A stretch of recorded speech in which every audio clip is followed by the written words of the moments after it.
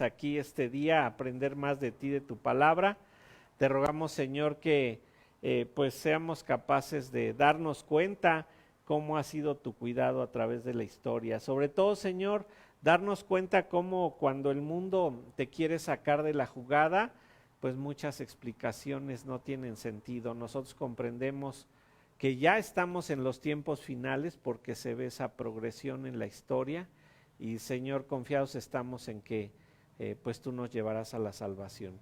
Permítenos ver cada detalle de tu intervención y sobre todo, Padre, ver cómo tú moviste a diferentes hombres, sus corazones, sus mentes, para que tu palabra, la proclamación de ella se mantuviera firme, fiel y Señor, pues ahora nosotros podamos hoy compartir la misma fe que compartieron los apóstoles cuando tú estuviste sobre la tierra. Bendice este tiempo, Padre, pues te lo rogamos en Cristo. Amén. Bueno, nos acordamos que desde Tertuliano en el año 120 por ahí, se vivió esto de que tenía que ver Alejandría con Antioquía, que era la forma de interpretación, la alegórica y la literal, y después qué tenía que ver Atenas con Jerusalén, es decir, qué tenía que ver la ciencia con la Biblia. Y ya cuando estamos llegando a los 1300, esto se está reviviendo, ¿no? Se está volviendo a retomar, lo que nos hace ver pues cómo esa historia pareciera cíclica. Decíamos que parte de la razón por la que nosotros estudiamos la historia es para no repetirla, pero tristemente vemos que la historia se repite, ¿verdad?, constantemente, y a veces creemos que estamos desarrollando algo nuevo y hay cosas que simplemente ya se hicieron, cosa que cumple con la palabra, porque se acuerdan que Salomón decía ahí en el libro de Eclesiastés, no hay nada nuevo bajo el sol. Si bien hay cambios tecnológicos, hay muchas cosas materiales, físicas, ¿verdad?, que nos hacen vivir una vida diferente a la que vivieron todas estas personas hace siglos. El corazón humano sigue siendo el mismo, la mente humana sigue siendo la misma, y simplemente nos hemos rodeado de otras cosas, ¿no? Pero el corazón sigue siendo perverso y engañoso, como lo fue desde Jeremías en el Antiguo Testamento, ¿verdad?, en el pueblo de Israel, desde Adán y Eva, pasando por todos los padres de la iglesia, los padres apostólicos. El corazón tiene que estar sometido a Dios, el corazón tiene que estar siempre acotado por lo que Dios enseña en su palabra, y esto refrena el mal sobre la tierra, acuérdense. O sea, cuando sea quitada la palabra del Señor, el Espíritu Santo salga, cuando la iglesia sea arrebatada, la maldad se va a incrementar terriblemente. Nos acercamos a los 1300, ¿verdad? Acuérdense que esas fechas son aproximadas, y leía yo con algunos historiadores cómo es que el siglo XVI, que pues por los 1500, ¿verdad? Acuérdense que va uno desfasado. En realidad debemos considerar que el siglo XVI abarca de 1450 a 1650, 200 años, porque en esos 200 años hubo un cambio completo, total, radical en cuanto a todo el pensamiento anterior, y duró en esa progresión porque hay muchas cosas que intervienen ahí en donde hubo cambios.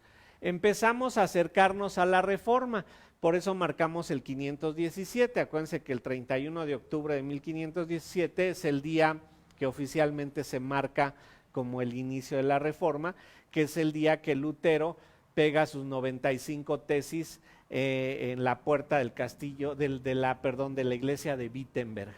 Algunos concilios, el de Viena, el Papa Clemente V propone deshacerse de los caballeros templarios y dar sus posesiones al rey de Francia. ¿Se acuerdan que hasta el 1250 estaban los templarios, las cruzadas, ¿verdad? ¿En qué consistían las cruzadas? En que se les daba protección para que llegaran a Jerusalén de cualquier lugar de Europa, porque se consideraba que hacer un viaje al menos una vez en la vida a Jerusalén era algo adecuado. Y noten que si ustedes lo vivieron, ¿verdad?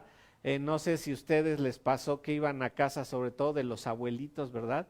Y tenían por ahí su cartita oficial de que habían estado en el Vaticano, con la fotito ahí del Papa en turno y la firma del Papa en turno, porque esas tradiciones la Iglesia Católica las alimentó de tal manera que se dé. Ya no me ha tocado ver que eso se haga actualmente.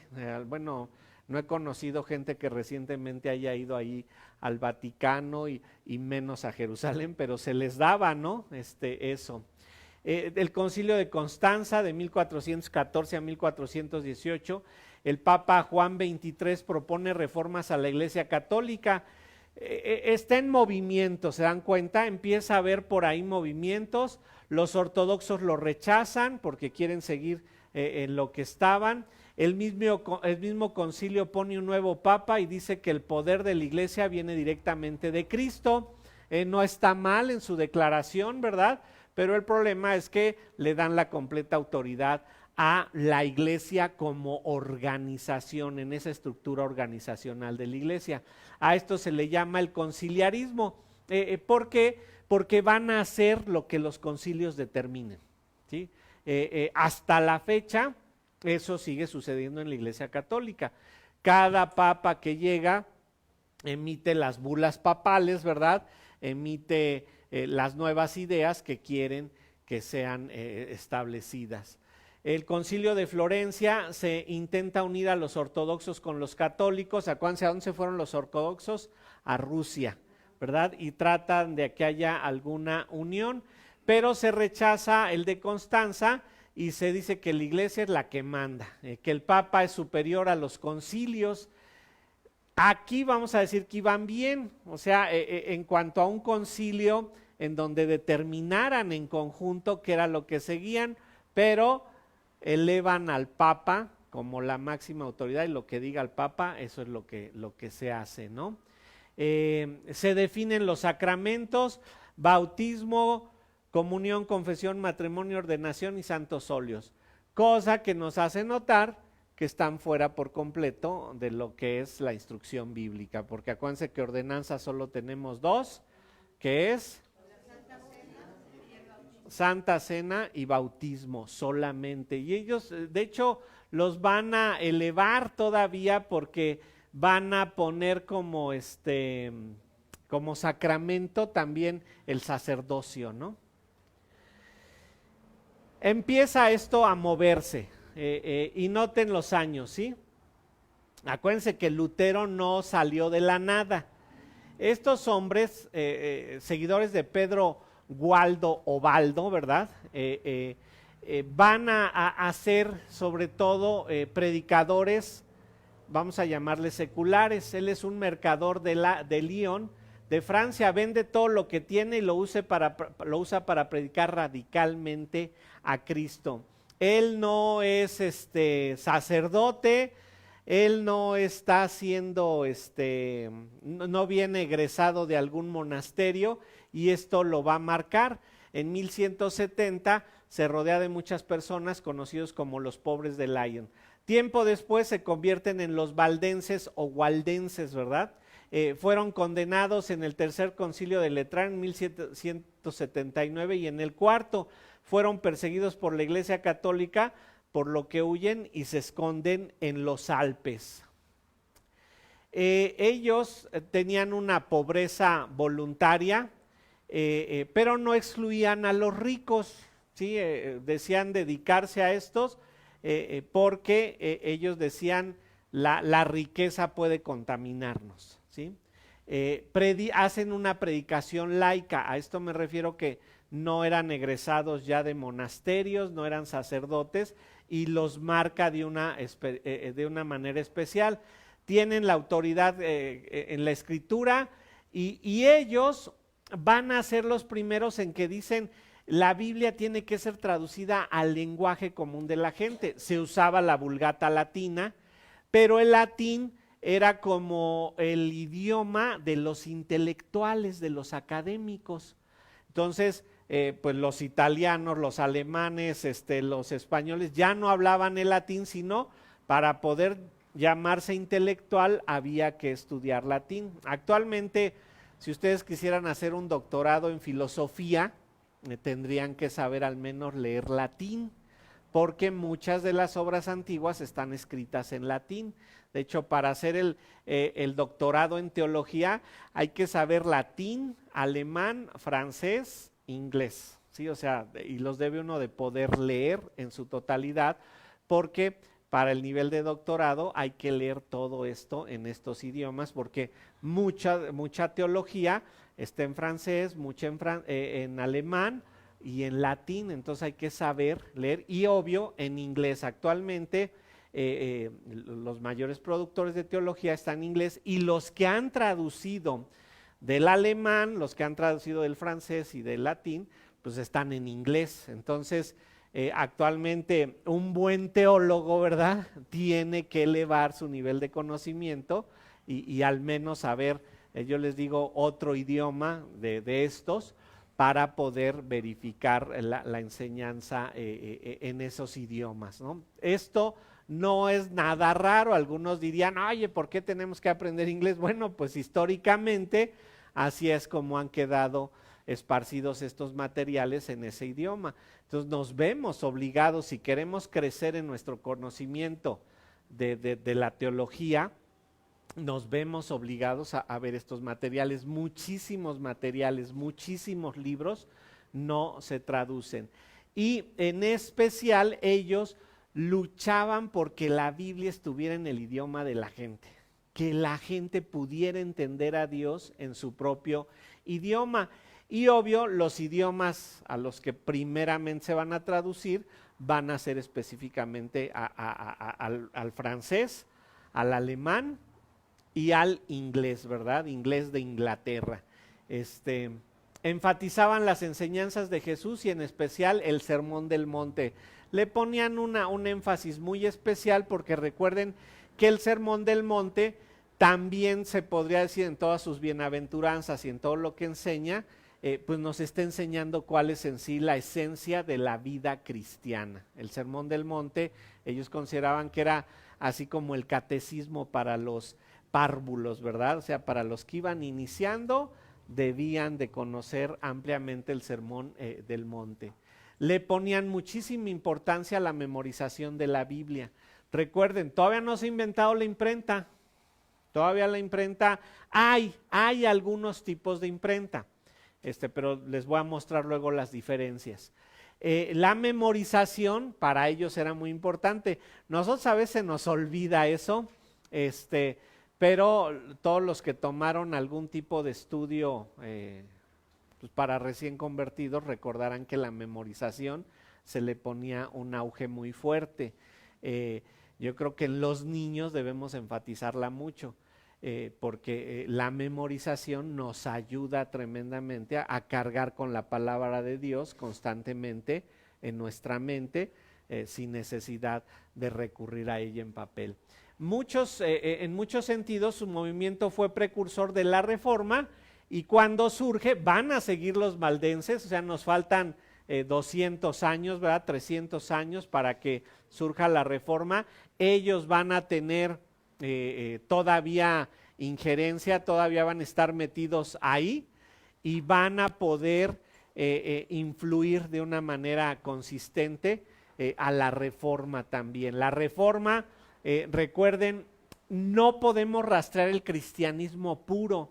Vamos a hablar de los años 580 y hasta estos 1300, 1100 que hablamos de Pedro Baldo, que de alguna manera están surgiendo ellos. Habría muchas preguntas que hacer acerca de esto, de dónde sacaron su Biblia, cómo fue que llegaron a ese conocimiento, ¿no? Pero vemos que Dios está interviniendo para levantar a un grupo de hombres que van a buscar mantenerse dentro de la palabra de Dios, ¿no?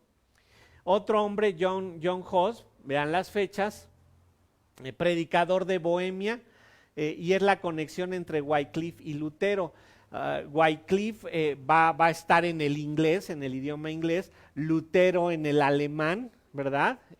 Buscando, y Baldo están en el francés, ¿no? Entonces ellos están trabajando desde diferentes idiomas para que la Biblia llegue al idioma de la gente. Él es de la Universidad de Praga, un intelectual, vamos a llamarle, o al menos un estudioso. Todos estos hombres que van a intervenir en la Reforma y después de la Reforma van a tener esa característica. Es gente de muchísimo estudio. Aquí en México, pues oficialmente la Facultad de Filosofía y de Letras considera la Biblia como simplemente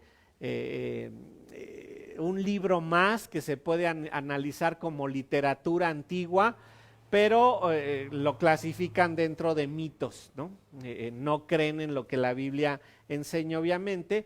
Y en Europa, toda la zona de Europa, si nos bajamos a Turquía, si nos vamos a Alejandría, pues tiene 2000 años estudiándose la Biblia. Actualmente los alemanes siguen estudiando la Biblia de manera profunda, pero tristemente ha surgido teología liberal que lo único que está buscando es desacreditarla de manera constante y continua, cosa que nos obliga a los estudiosos de la Biblia a buscar cómo derribar los falsos argumentos que ellos tienen. John Huss parece que no.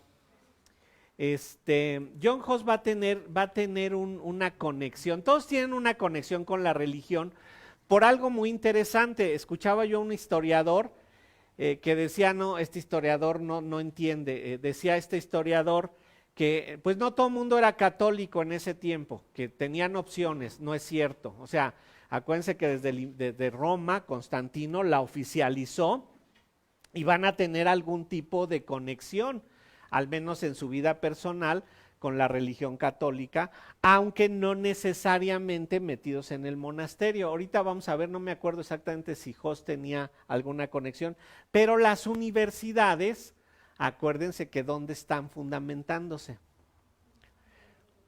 En los monasterios son las universidades. Entonces hay un devenir teológico. Por ejemplo, Kepler, ¿verdad? Que estudia los astros y todo el mundo, Galileo, se me va el otro de estos famosos, Galileo, Kepler, Copérnico, ¿verdad? Ellos, en especial Kepler, va a ir a la Universidad de Wittenberg, en donde Lutero va a estudiar, y va a decir, no, yo aquí no puedo porque aquí nada más se utiliza retórica y teología. Y se va a una extensión de la Universidad de Wittenberg, en donde sí se usa, se estudia la astronomía, ¿verdad?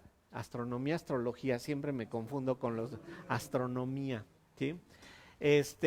Inicia leyendo a Wycliffe, en 1400 es ordenado como sacerdote, aquí está, o sea, él no era laico, él sí va a intervenir ahí, y se hace decano de la Facultad de Teología, ¿sí?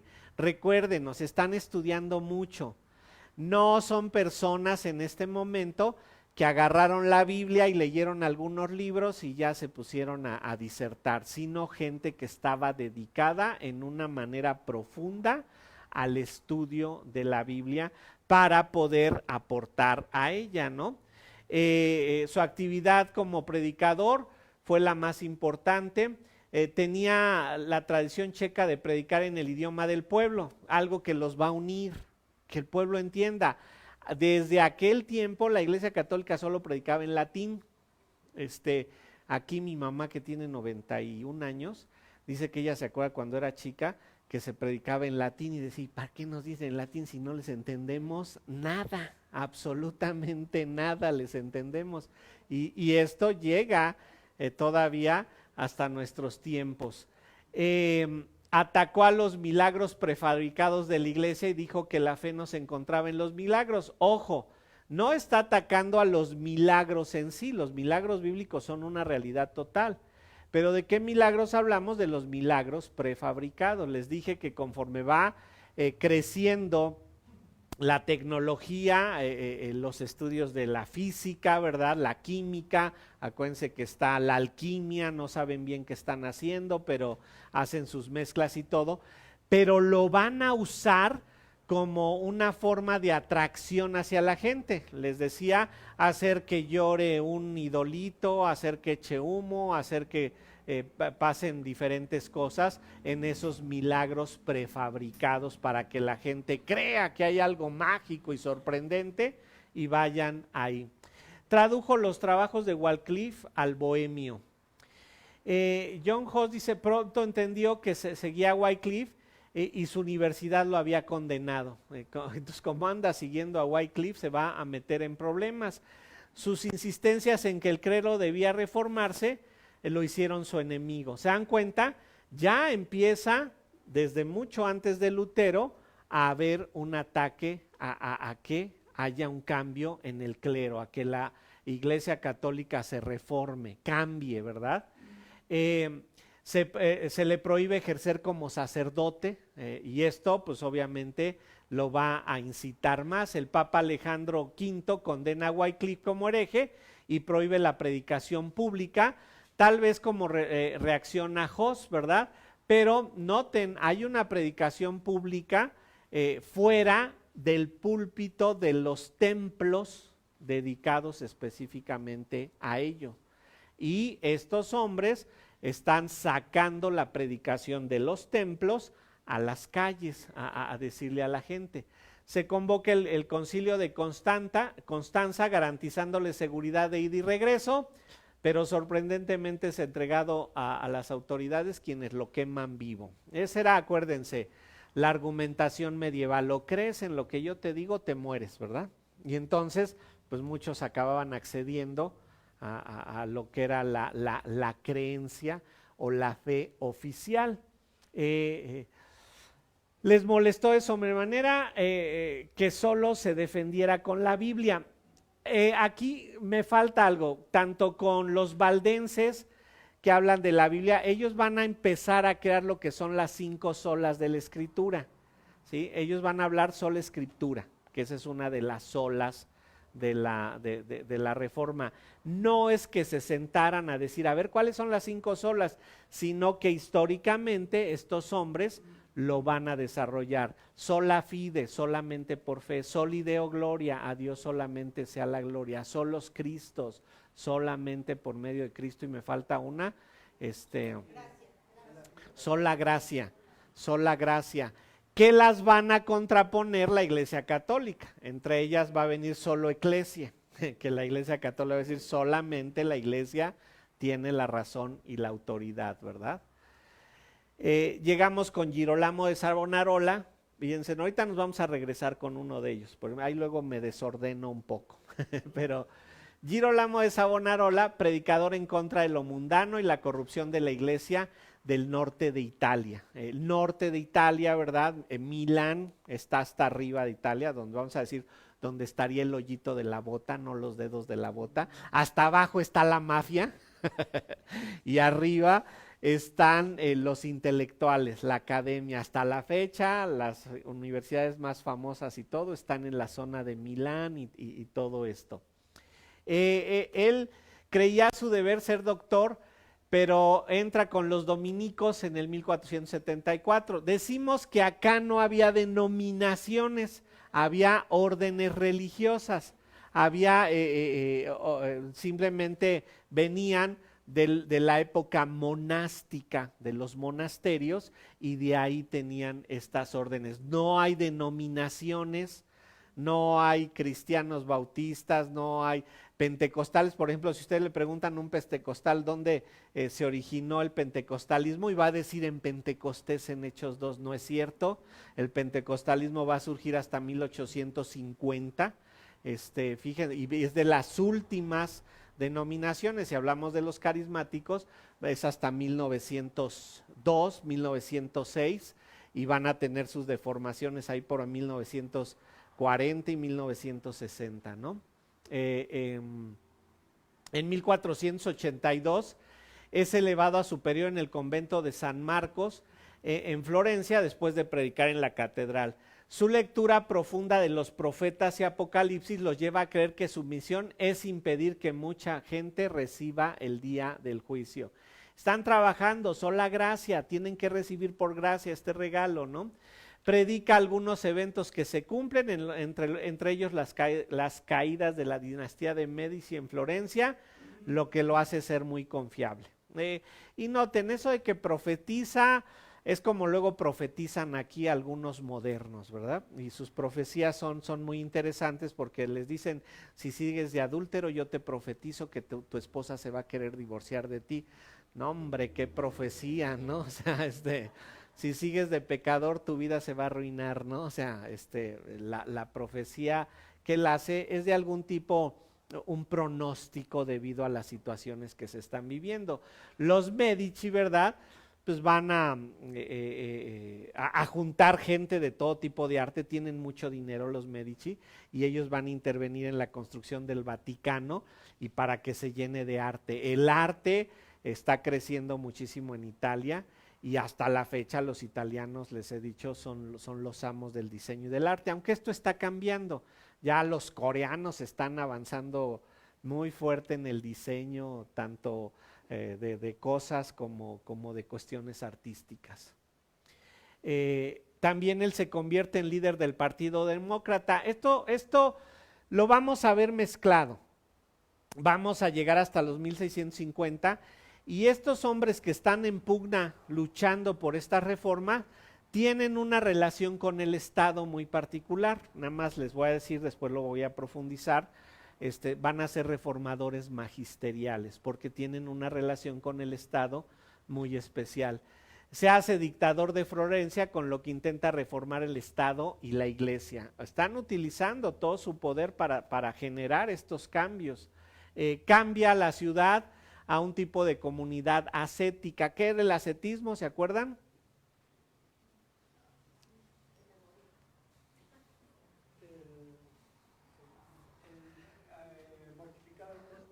A mortificar al cuerpo para exaltar al espíritu. Es sufrir, no tener comodidades, no tener lujos, que los vimos que los tenían en los monasterios, ¿no? O sea, creían que al estar subyugando al espíritu, al cuerpo, a la carne, iba el espíritu a ser elevado. Esto tiene sus reciclajes, ¿no? O sea, vuelve y vuelve y vuelve. Y ven ustedes que todas las corrientes pentecostales y carismáticas caen en eso, ¿verdad? Y a lo mejor no llegan al punto de la flagelación, no llegan al punto del sufrimiento tal, pero ¿qué me dicen? Por ejemplo, muchas corrientes, acabo de ir a predicar a Puebla, y me llamó muchísimo la atención que las mujeres de falda larga hasta el tobillo y con velo.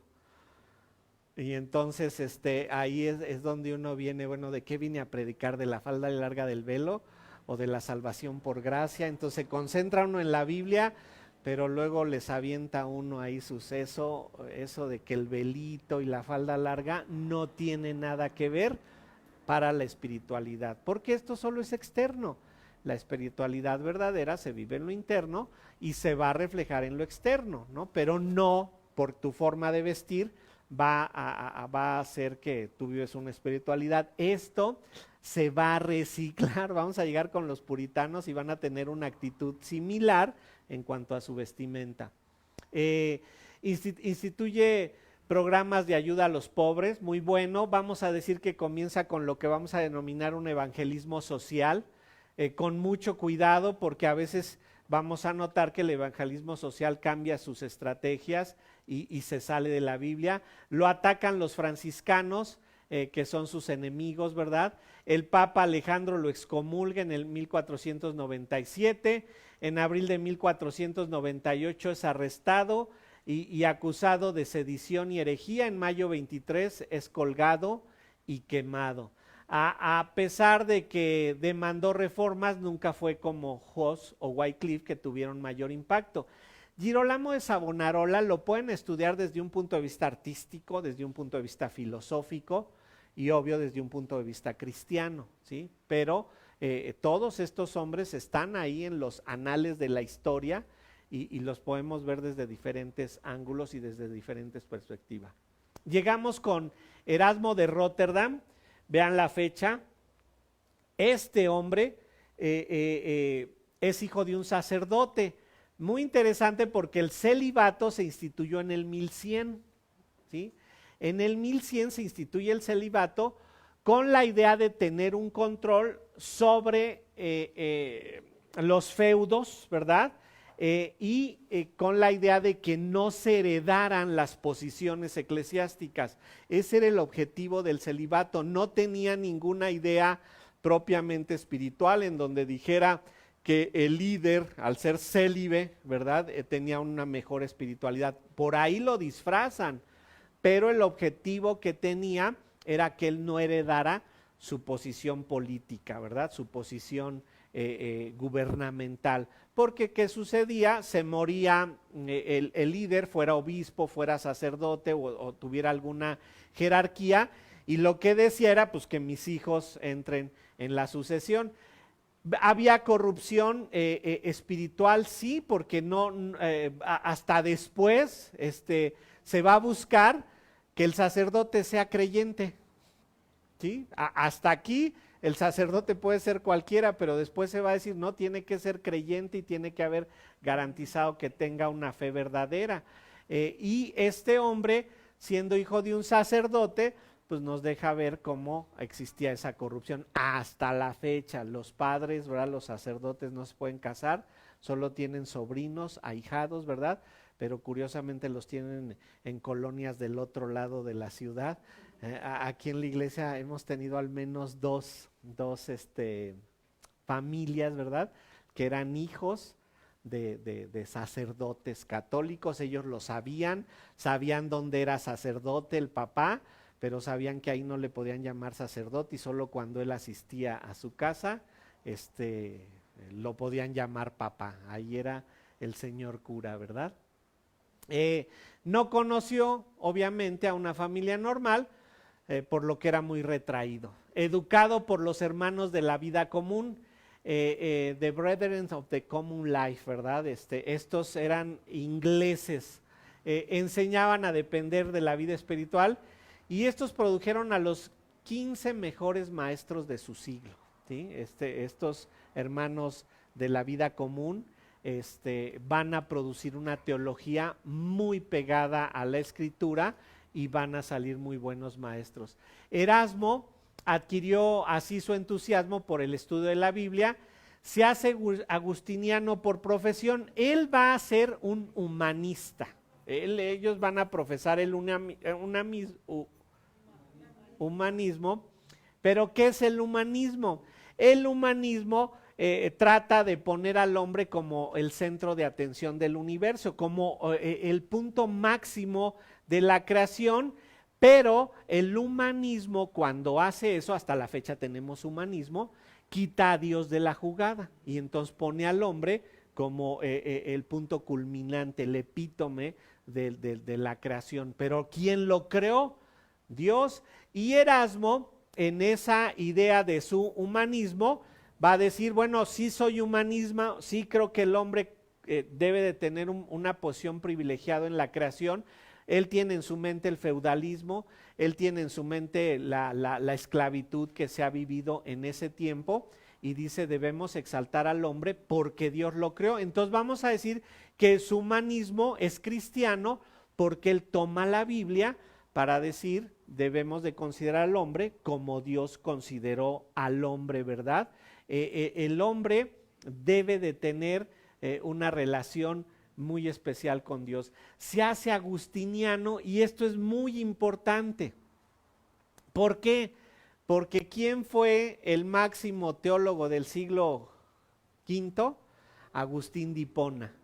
Y todos los agustinianos han seguido la teología de Agustín de Hipona, la que es una teología centrada en la Biblia correcta, con sus errores. ¿Cuál era el error de los agustinianos?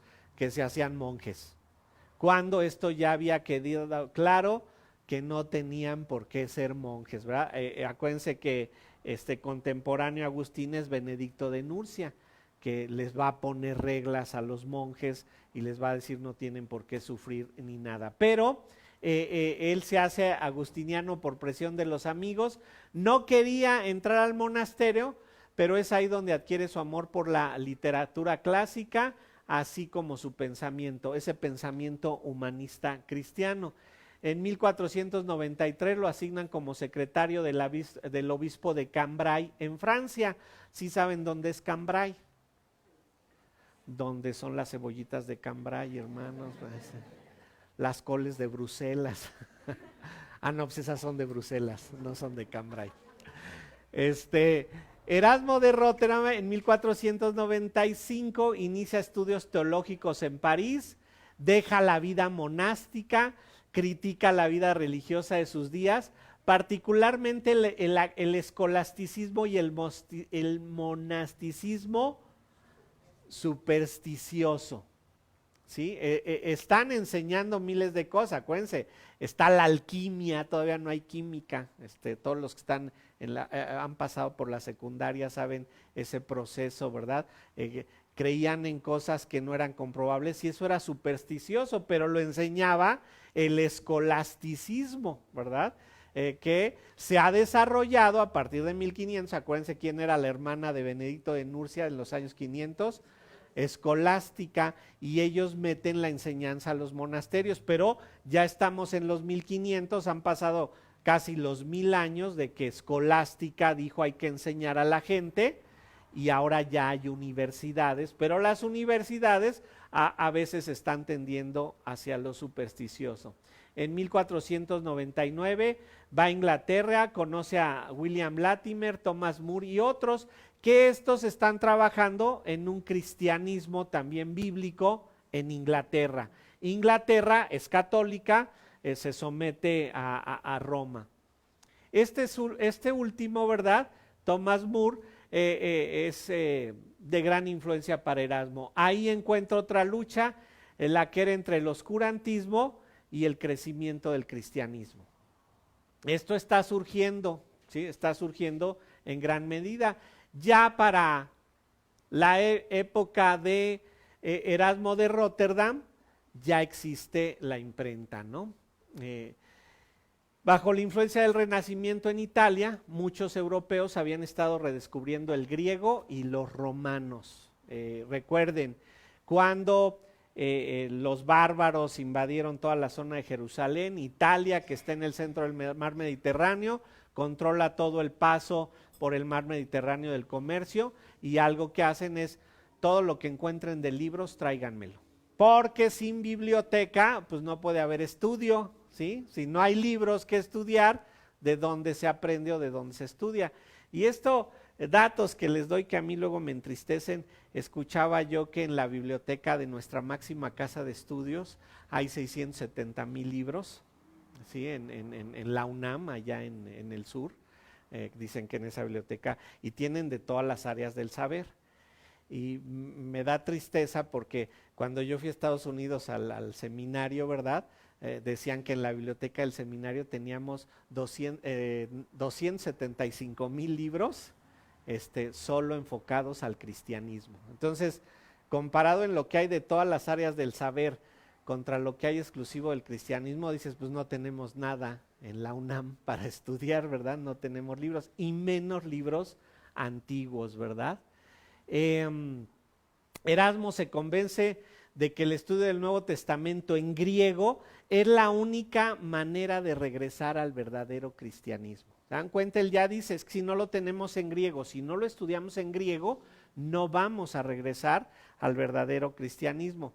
Actualmente, los mejores comentarios de la Biblia son de hombres que manejan completamente el griego. Nosotros lo entendemos, no lo hablamos, ¿verdad? Bueno, los egresados del Seminario Bíblico Palabra y Gracia entendemos el griego, aunque no lo dominamos, pero es nuestra idea que podamos levantar una generación de hombres, ¿verdad? Y mujeres que conozcan verdaderamente el griego, porque es la forma de regresar a los orígenes. Recuerden que la Biblia, ¿verdad?, fue escrita en griego. De hecho, el Señor Jesucristo y los apóstoles tenían una traducción del Antiguo Testamento del hebreo al griego, y era lo que usaban para la predicación. Entonces el griego tiene una importancia muy grande. En 1503 escribe el libro del Caballero Cristiano, que es Handbook of the Christian Knight, con la idea de llevar a los nobles a la fe y a la práctica cristiana. Y esta va a ser una idea central de estos hombres. Hay que practicar lo que se conoce. De nada nos sirve tenerlo como un mero conocimiento intelectual.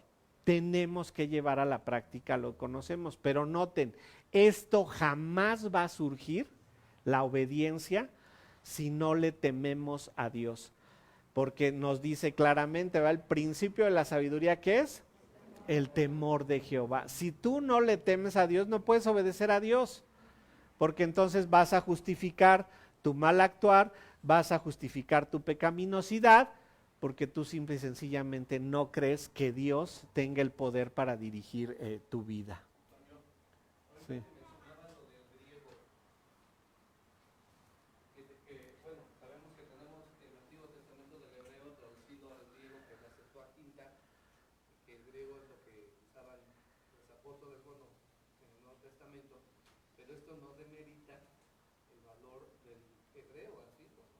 No, el hebreo, acuérdense, es más complicado y más difícil que el griego. Y decimos, si queremos tener el verdadero, más que el verdadero, el profundo entendimiento del Nuevo Testamento requerimos griego. Pero si queremos tener el profundo entendimiento del Antiguo Testamento requerimos el hebreo, ¿sí? Decía nuestro profesor de griego y hebreo, que si no entendemos, los que estudiamos la Biblia, si no entendemos un poco el griego y el hebreo, decía, es como si quisieras besar a tu novia con el velo puesto, ¿no? O sea, pues sí, la vas a tocar, pero pues vas a tener ahí algo que no te deja llegar a ella. Entonces, sí, en efecto, no demeritamos el estudio del hebreo, pero ellos empiezan con esto. Lutero es otra de las características que va a tener, era un lingüista. ¿Sí? Y él va a estudiar el hebreo y va a llevar la traducción directa del hebreo al alemán. ¿Sí? Esta no he dicho nada. Escribió ahí, desde hace tiempo mi deseo ha sido limpiar el templo del Señor de la ignorancia de los bárbaros. La palabra bárbaro era como a un ignorante, alguien común, un campesino, no era tanto alguien agresivo o alguien, porque tenemos como la idea de los bárbaros que venían a atacar, simplemente era alguien que no había sido influenciado con las enseñanzas judaicas, ¿no? Y él decía, desde hace tiempo mi deseo ha sido limpiar el templo del Señor de la ignorancia de los bárbaros y adornarla con los tesoros lejanos, tales como los corazones generosos y un cálido amor que provenga de la Escritura. ¿Qué están haciendo? Forjando, ¿verdad? El sola Escritura, tenemos que regresar a la Biblia. En 1506 recibe su doctorado en Turín, Italia. Ataca al monasticismo en 1506 con su libro Adoración de los Tontos, en donde ataca a todos los monjes y todo, hasta la fecha hay monjes, ¿verdad? Y por ejemplo podemos ver los tibetanos que fueron afectados por la época monástica y ahí se quedaron, ¿verdad? Pero no quiere decir que ellos tengan algo mejor. Niega los milagros de las imágenes, lo mismo que hace Hus, ¿verdad? Decir, eso no es real. Las indulgencias y la jerarquía papal.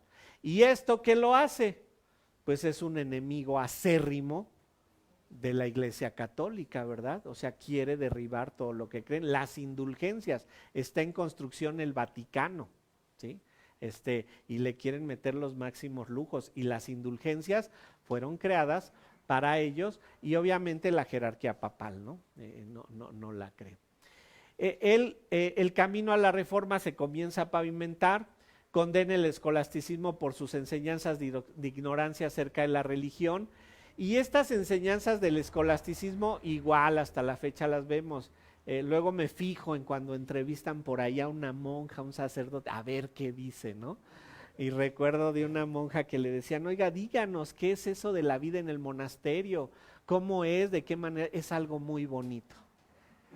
Y le decía a la reportera, bueno, pues no me ha dicho nada, dígame cómo es allá adentro el vivir la vida de oración, el vivir la vida, estar ahí dedicada solamente a Dios.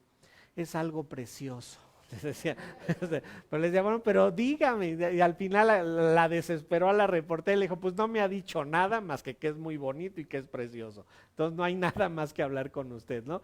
Y esa es la idea, ¿no? Esas son las enseñanzas de ignorancia acerca de la religión. O sea, créanmelo, o sea, si nosotros nos apegamos simplemente a ideas, porque las dijo el pastor, porque las dijo el predicador, y no porque están en la escritura, pues vamos a caer en ese tipo de ignorancia acerca de la religión. Por eso nosotros debemos de ir a la escritura, nosotros debemos de ir a conocer lo que la escritura dice y comprobarlo desde la escritura, ¿no?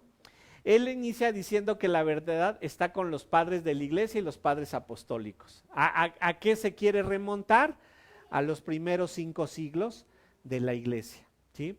La teología se debe reflejar en la manera de vida. Noten, o sea, de nada te sirve decir que eres cristiano, que tienes sana doctrina, que conoces la Biblia, si tu vida no lo refleja. Y acuérdense, ¿quiénes son los que más saben acerca de eso, de nuestra vida?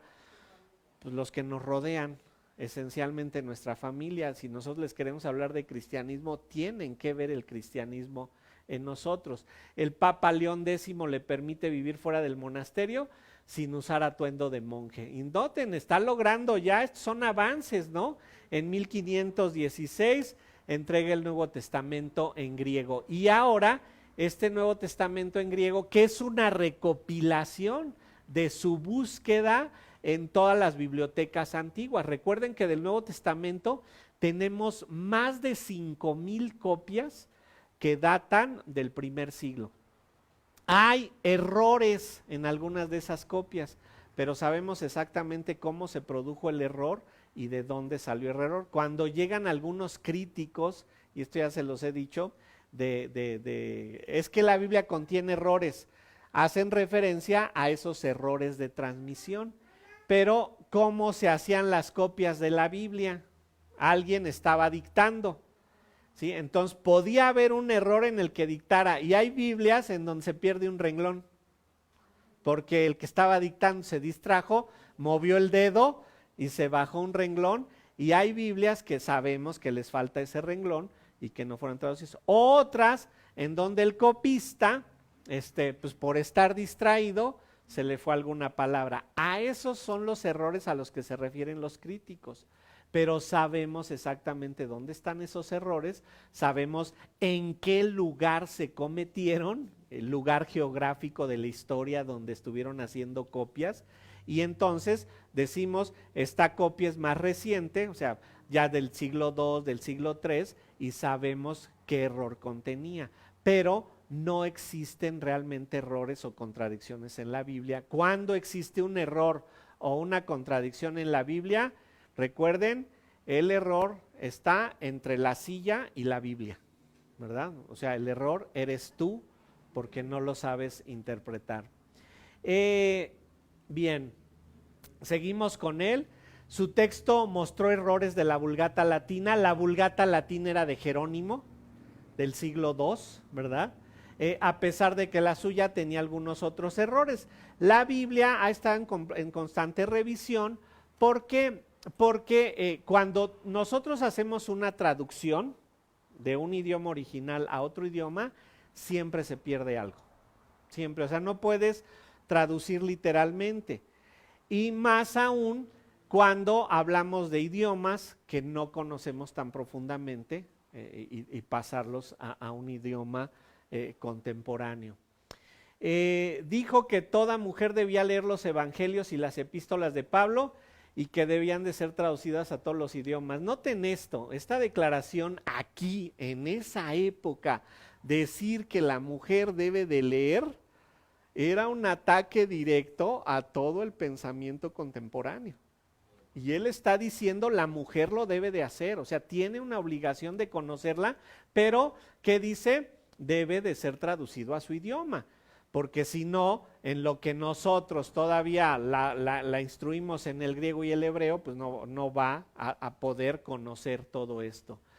Su obra fue dedicada al Papa León X, incluso Martín Lutero la aceptó con gusto. León X va a ser el que va a enfrentar a Lutero directamente, ¿no? publica estudios acerca de Jerónimo, su favorito, otros como Ireneo, a Agustín, Crisóstomo y Orígenes. Les he dicho, todos esos libros los tenemos. Tristemente no tenemos acceso a ellos, ¿sí?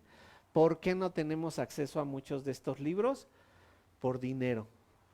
Acceder a estos libros actualmente cuesta, ¿sí? Y de ahí viene que la Sociedad Bíblica Internacional, las sociedades bíblicas en específico, han juntado los fondos para llegar a ello. De ahí que el cristianismo, ¿verdad?, a diferentes niveles requiere dinero para poder llegar a estos niveles de estudios. Y obvio, pues hay que pagarle al que los vaya a estudiar y no vamos a mandar a cualquiera a estudiarlos, ¿verdad? Allá en Estados Unidos, en la sección donde se tenían los libros antiguos, sí teníamos libre acceso, pero no cualquiera podía tocar esos libros. Había que ponerse guantes, y solicitar un permiso y justificar por qué querías ir a estudiar esa copia. El maestro de griego y hebreo del seminario, José Carlos Ángeles, él tuvo acceso a esos libros porque en su maestría le correspondía ir a ver muchos de estos libros y no se tenían todos, pero él vio muchos escritos antiguos de estos hombres.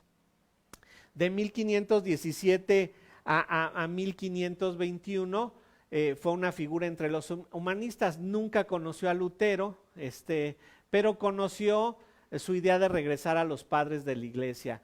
En 524 atacó la diatriba acerca del libre albedrío de Lutero. La diatriba es un discurso, ¿verdad?, o conferencia, pero que es hablado de manera violenta, ¿sí? Si ustedes ven escritos de los reformadores, por ejemplo, Calvino decía de Lutero: yo jamás me acercaría a ver lo que